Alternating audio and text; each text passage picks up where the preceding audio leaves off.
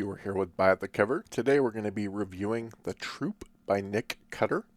This book was 355 pages and took me about 3 days to read. Overall, I would rate this book a 9.8 out of 10.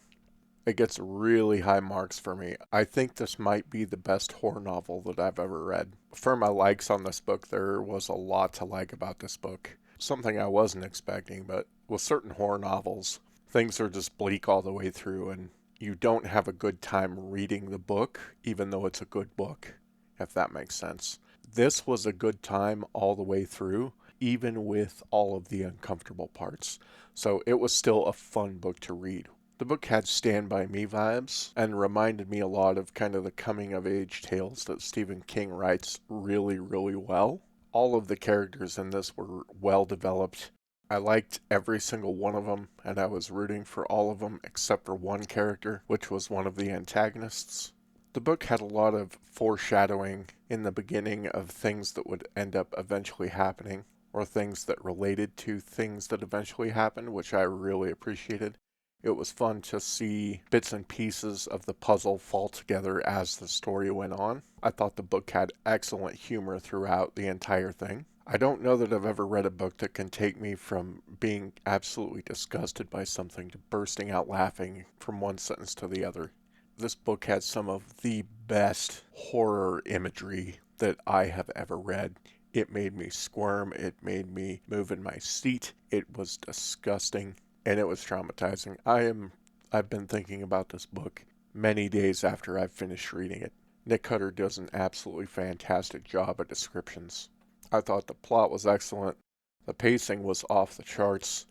One thing I really liked about the pacing is you get some included newspaper articles, some interviews, basically different points of view from different sources about certain events in the book as you go along. And normally when an author does that type of thing, it just annoys me because I just see it as kind of a sidetrack that we didn't need to go on. But it was executed really well here. And actually, every single time that happened, I wanted to read those parts of the book. As well, from the first page of this book, I knew that I wanted to be in this journey because I just love the way that Nick Cutter was writing this. And it was not a book that I wanted to finish. I wanted this thing to go on longer.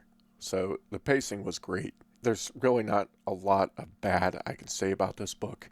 It had great characters, it had a great plot, great pacing, and it was just a fun, good time. Now, the one thing that I did not like, which I'm guessing most people aren't going to like in this book, is the animal cruelty. There are two main scenes that this happens with that I can remember. There are more than that, but there's primarily two. Normally, when I read that type of stuff, I think that authors are just doing it to do it for the shock value. But in this case, it happens from two different perspectives that has a purpose. And that it's not just there to be there, it's there to show you how different people react in certain situations. But that is really the only dislike I can think on this one. I would strongly recommend that any fan of horror that can deal with a bit of animal cruelty and look past that, read this book.